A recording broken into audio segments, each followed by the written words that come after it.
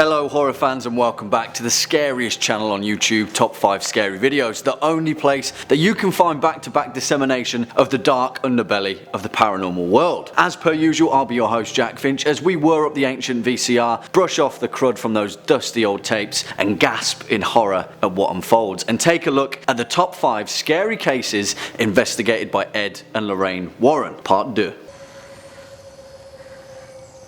What is it?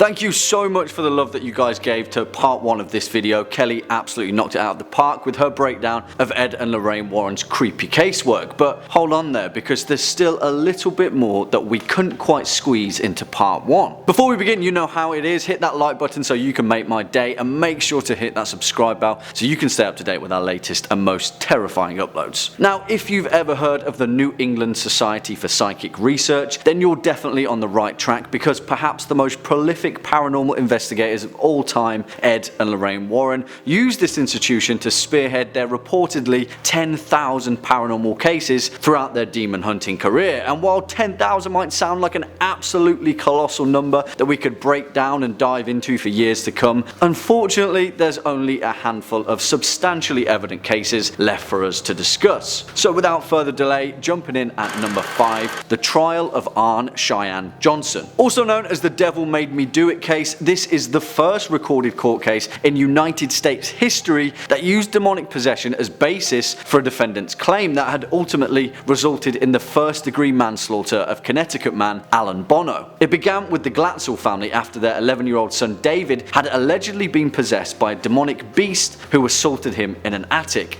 This manifested itself as David began to experience night terrors, exhibit strange behavior, and fall victim to unexplained wounds, scratches, and bruises.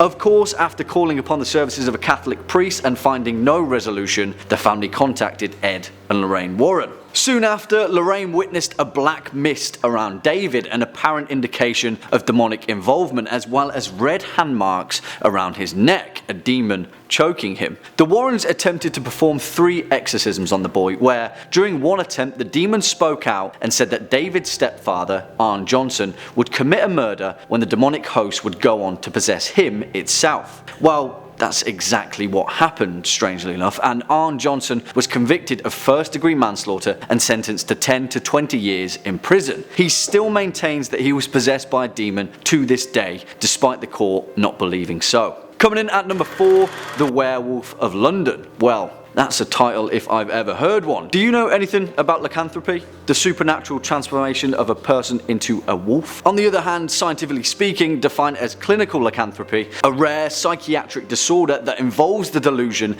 of bestial transformation, often exhibited as a wolf. Meet Bill Ramsey, a London man or wolf who had allegedly demonstrated demonically possessed lichen behavior since the age of 9. In 1983, as a grown man, he admitted himself to an institution desperate to get help for his affliction. According to Bill, he would display superhuman strength and feel a rabid, frenzied urge to bite his family and relatives before succumbing to a strange seizure and convulsion. While in hospital, Bill had an overwhelming craving for blood and went on to attack a nurse while barking like a dog. A few years later, after being released from hospital, he went into a wolf-like rage and attacked a police officer with superhuman force. It took 6 more police officers to finally restrain the beast, leading to widespread news coverage and mass hysteria of a werewolf in London. Of course, this caught the attention of Ed and Lorraine, and they flew him out to Connecticut, performed an exorcism on the wolf demon, and he was right as rain. Job done. Everyone's a winner. Allegedly. Next up at number 3, the Warren psychic photography. Although admittedly not a single case but an exhibition of quite a large number, a technique that was woven by the Warrens throughout their career as paranormal investigators. Now take this with a pinch of salt, because for those that oppose the Warrens' claims, the majority of criticism comes from their specific technique of paranormal photography. The vast majority of the Warrens' physical evidence comes from photography, racking up hundreds of ghost snaps that form the basis of their alleged paranormal evidence, which must fit 2 specific instructions for it to make the grade. Use an autofocused or fixed focus camera with an automatic flash, and the more power the flash, the better. Supposedly, the more exposition of light, the more successful it will be to catch ghosts, specifically under Lorraine's technique, which pinpoints energy vortices and allows a spirit to manifest itself. They used this technique for the entirety of their career and it never seemed to change, but for me it is probably the weakest part of their casework and has the most holes when it comes to credibility. What do you guys think? Swinging in at our number 2 spot, Union Cemetery. According to local legend, the Union Cemetery in eastern Connecticut dates as far back as the 1700s and is infamous as one of the most haunted cemeteries in the United States. Luckily for them then, that Ed and Lorraine Warren lived pretty much next door to this hotspot hive of haunted activity. Very lucky. One of the most notorious ghosts in the graveyard is the White Lady, also known as the Lady in White, a spirit tortured by the tragedy of her mortal life. In some legends, the victim of betrayal by her husband, in other cases, murdered by her illicit boyfriend. Well, luckily for us, Ed Warren claimed to have captured footage of the White Lady on camera. He first recorded the White Lady on September 1st, 1990 at around 2:40 AM when he heard a woman weeping beyond the gravestones, looked out and saw hundreds of strange lights floating around, which manifested into the figure of a young woman dressed in white with long, dark hair. He screwed up when he walked towards the figure though, and the ghost disappeared. According to Ed's advice, you never walk towards the ghost, you let the ghost come towards you, because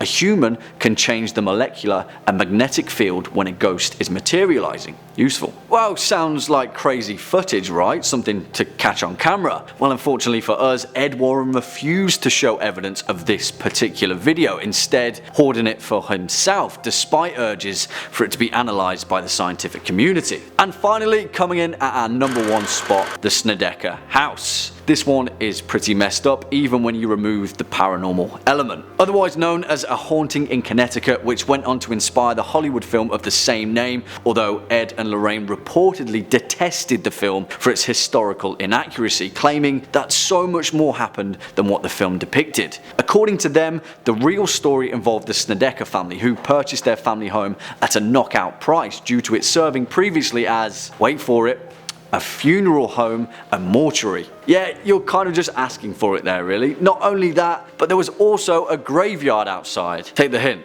If you take local legend into account, the house was home to some pretty vile deeds where staff at the funeral home were rumoured to have been caught in acts of necrophilia, leading to an infestation of malevolent spirits. As events unfolded, the SNEDEKER family were terrorised by demonic occurrences, tap water running with blood, children being mysteriously spun around by invisible forces, and the family waking up to toe tags attached to them like that of a corpse. Now, this case has been hotly disputed, and the Warrens were famously criticised for their involvement with the SNEDEKER family, who were reportedly involved in some serious drug and alcohol abuse, which formed the basis of their paranormal claims rather than actually being terrorized by a demonic spirit. Nevertheless, Ed and Lorraine stood by their involvement as one of the most terrifyingly paranormal occurrences throughout their entire career, and Lorraine maintains this stance long after Ed Warren's passing. Well, what do you guys think? Do you believe that the Warrens truly hold a candle to the spirit realm, or would you rather believe their claims besides scientific evidence? Leave your thoughts in the comment box down below. As per usual, it's been a pleasure making this video for you all. Make sure to tune in tomorrow for your daily dose of horror. You've been watching Top 5 Scary Videos. I've been your host Jack Finch, and until next time, you take it easy.